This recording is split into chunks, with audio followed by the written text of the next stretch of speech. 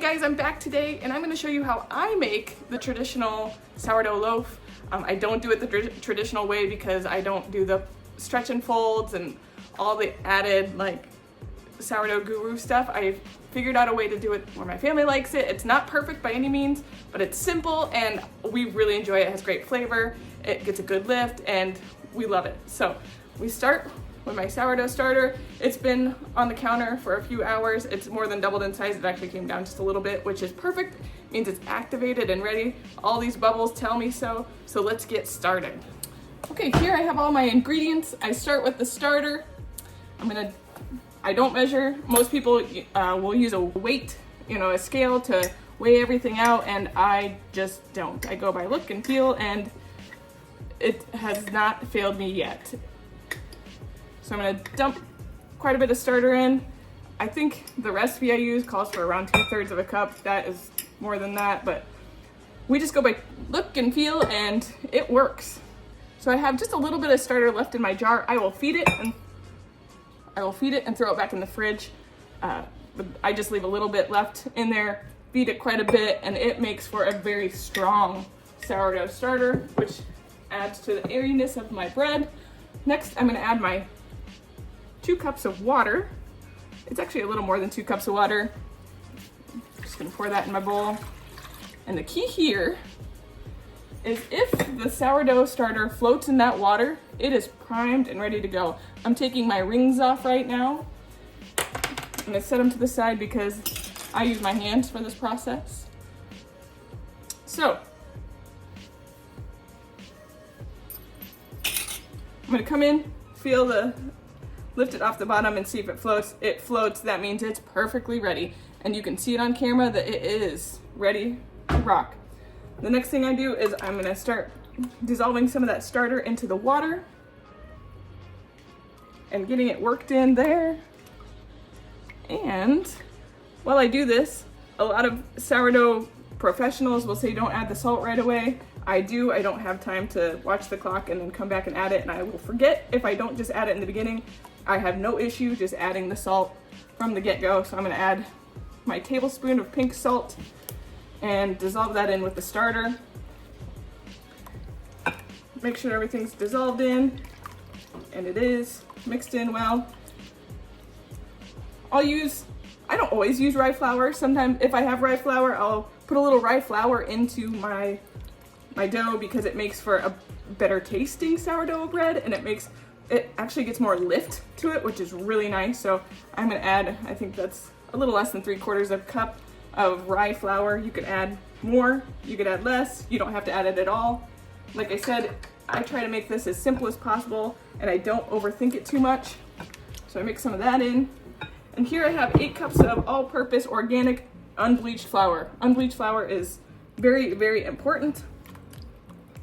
And next I'm gonna add that. I'm gonna add it in layers because I like to work it in as we go. The more we work it in the beginning, the more gluten that can form and the stronger the dough is,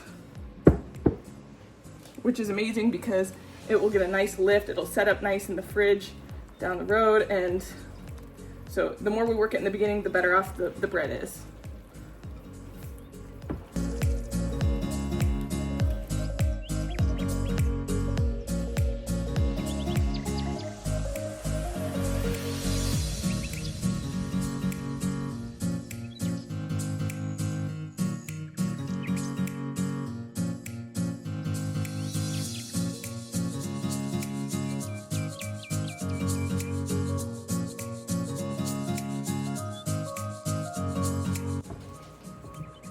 I added half the flour. I worked it in quite well.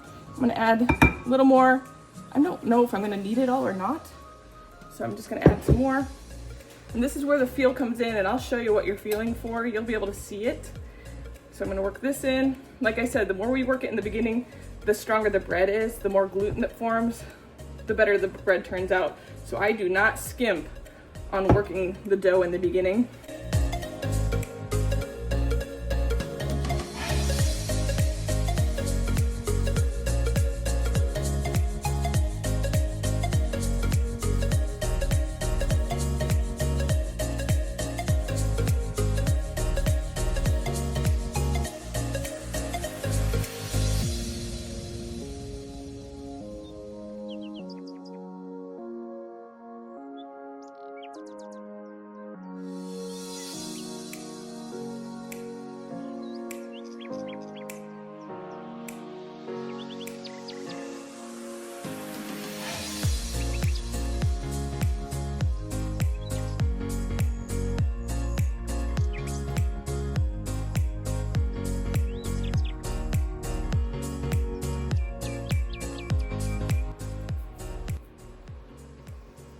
all off my hands here. As you can tell, it's a really sticky dough. That's what you're actually looking for. It does come together when it rests. After I get it worked over here, I will cover it and let it double in size on the counter. Depends on the temperature of the house, how long that takes. In the winter when it's cold, sometimes it takes overnight. Today the temperature of the kitchen is about 70 degrees, so it should be just a few hours. I'll update you, but I just kind of watch it. When it's doubled in size, then I will roll it out into my round loaves and cover it and throw it in the refrigerator for 24, 48, sometimes I'll even go 72 hours. They say that the longer you let it rest in the fridge, the more the gluten is consumed and it's easier to digest. It also gets that sourdough tangy flavor, which everyone is looking for in their sourdough bread. This has come together quite nicely. It looks like I have maybe a cup and a half to 2 cups of flour left. So I used close to 7 cups of flour total, counting the rye flour also. And that is all by touch and feel, because in the summer when it's humid, I use more flour. The humidity in the air impacts it. In the winter, it's dry in the air. So I don't go by measurement, I go by feel. People really get caught up on measurements and I just don't. I don't have time, and I've also noticed that when I get caught up in the measurements, my bread loaves don't turn out as well as when I just go by feel, touch, and then, like I said, when it's doubled in size, that's when I know to roll it into my loaves. Also, I didn't buy any special equipment. I don't have the Banneton baskets. I don't have any special cutting tools, and I'll show you what I use later in this video for those things. But we are almost done here, stretching and folding and working my dough, because the more we work it, like I said, the stronger it is and the better it turns out. So I do not skimp on working the dough. And as you can see, it's really shaggy dough. It will come together the longer it sits and doubles in size on the counter, the more it absorbs some of that flour and just becomes quite smooth.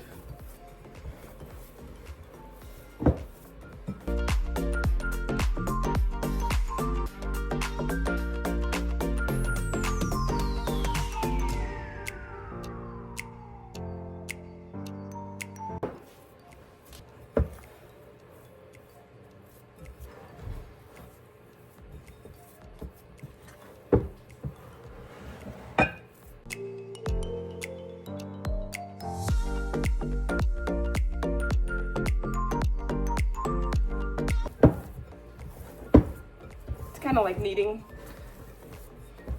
just working that dough, and it feels really good. But it looks, you can see how it looks quite shaggy, and that is what you're looking for. It's all nice and uniform, but it needs time to rest. You can just tell that it needs that time to rest.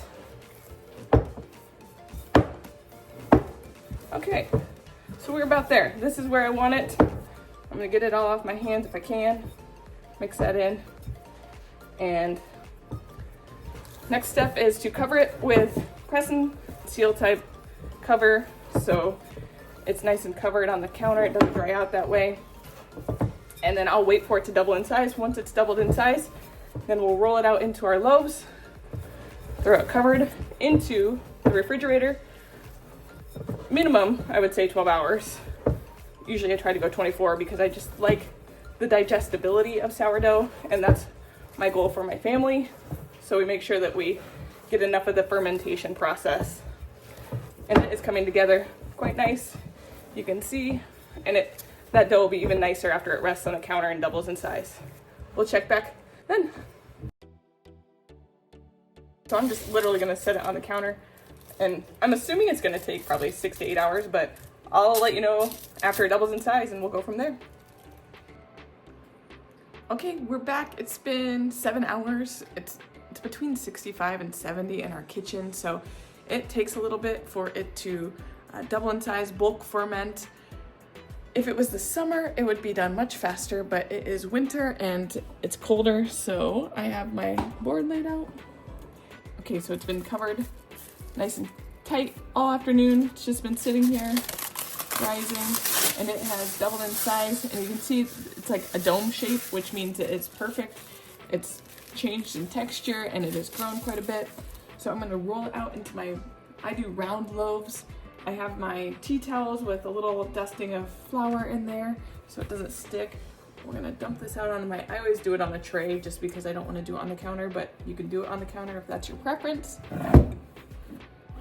You can tell that is nice and it has grown quite a bit.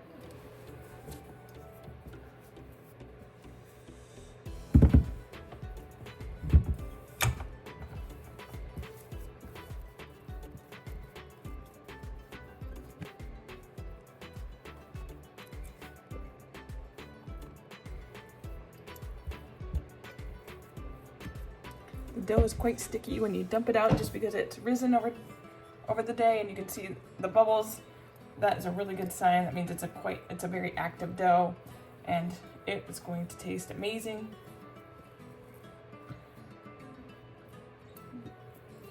This is the part where I will cut it in half and eyeball the loaves into equal-ish halves so that the loaves are somewhat equal. A lot of people will weigh it so that they're precise.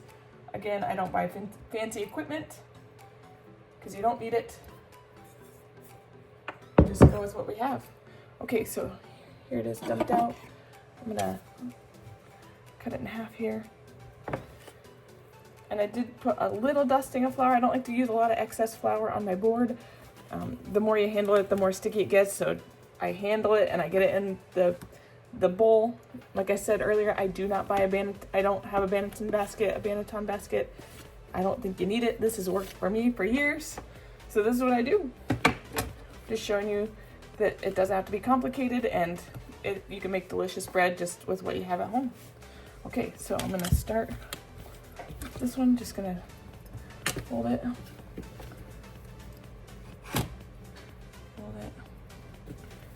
Just get nice folds into it.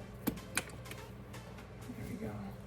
Just get it nice and tight together into my round loaf. Okay. So then I'm just gonna nice and tight. The dough is beautiful. It has little air pockets in it already. That's a really good sign. It's gonna rest in the fridge for 24 to 48, maybe more hours. Develop that nice sourdough flavor. So into my bowl. There we are. Okay. Cover it in the bowl with my tea towel. It does not stick to the tea towel. You would think it would, but it does not. We just cover it. And then I use these plastic hair things you can get in the beauty aisle at the store. It's nice to cover the dough with so it doesn't take on fridge flavors, and it stays nice and moist in that bowl, nice and covered just like that. So that's ready for the fridge.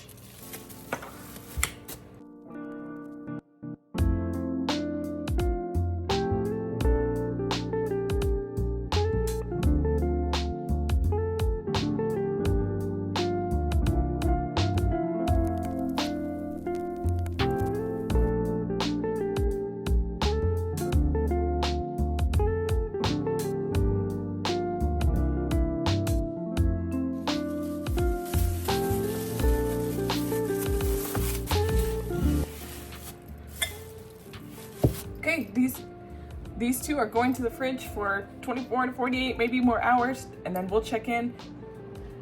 Okay, I'm back, and my dough has been in the bowls in cold fermentation, so in the fridge for, I think it's been in the fridge for about 32 hours.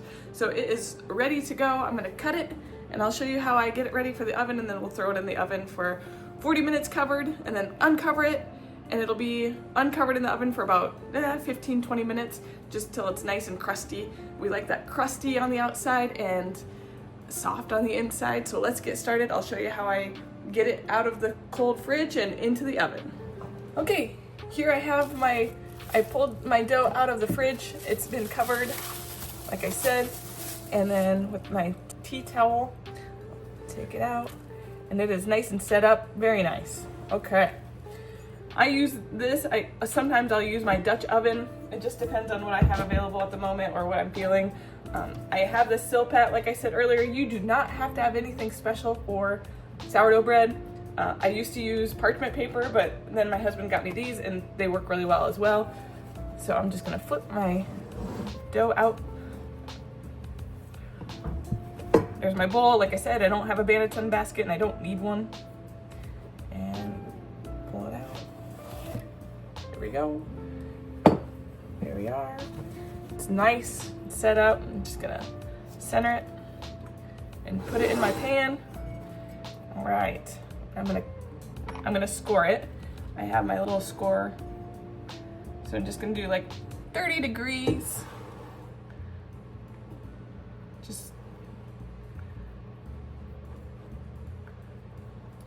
cut it open, about 30-degree angle, get it nice and down to the edge of the dough. Therefore, it hopefully will make a nice ear. Get it nice and deep enough so it has room to open up in the oven as it grows. The key with this is so that it doesn't crack elsewhere. This controls where it opens up in the oven. So there we go. It's nice and scored. Nice and deep. Hopefully it grows out of that. I'm gonna put the lid on and we're gonna throw it in the oven. 40 minutes, 425 degrees.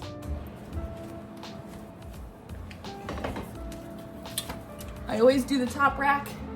If I do the bottom, I find that it gets too crusty on the bottom and brown, but the top rack is perfect. So here we are, throw it in there.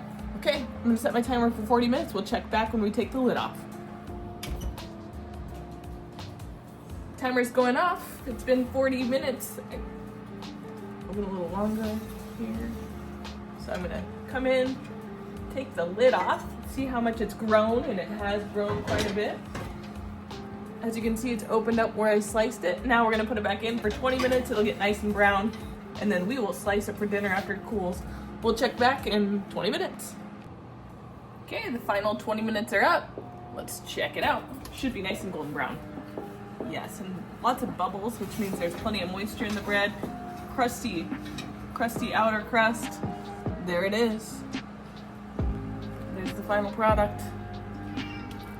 Okay. Okay, so I'm gonna put it on a cooling rack. We're gonna let it cool for a couple hours before we cut it. If we cut it too soon, it gets really gummy.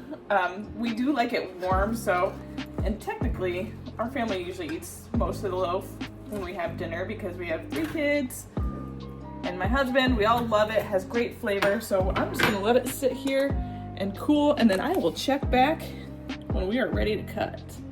It is gorgeous. That ear where we sliced it, gorgeous.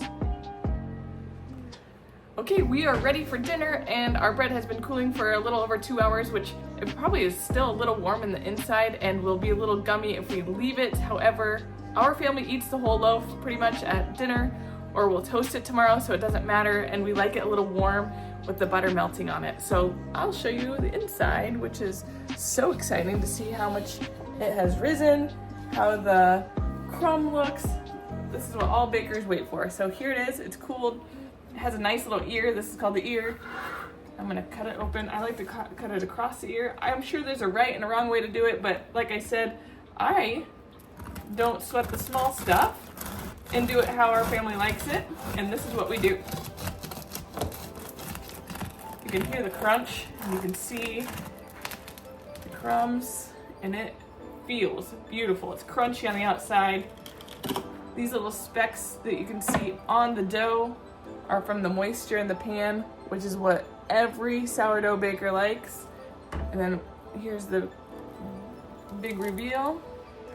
There's a nice crumb, open crumb. It has risen beautifully, and this is what I'm looking for. A nice, even crumb, open, and it is soft, so soft. And the outside looks beautiful too.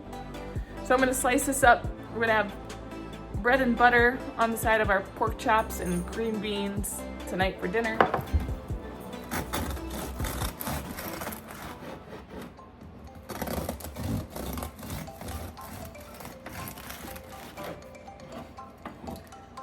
nice slice of our bread. Thanks for joining me today and yesterday for how I make my traditional sourdough loaf. I'm excited with how it turned out. This is the typical loaf that I make. I don't follow all the sourdough guru rules, but this works for us, so I hope you've enjoyed. Try it out. Message me if you have any questions. Thanks, guys. Don't forget to like and subscribe.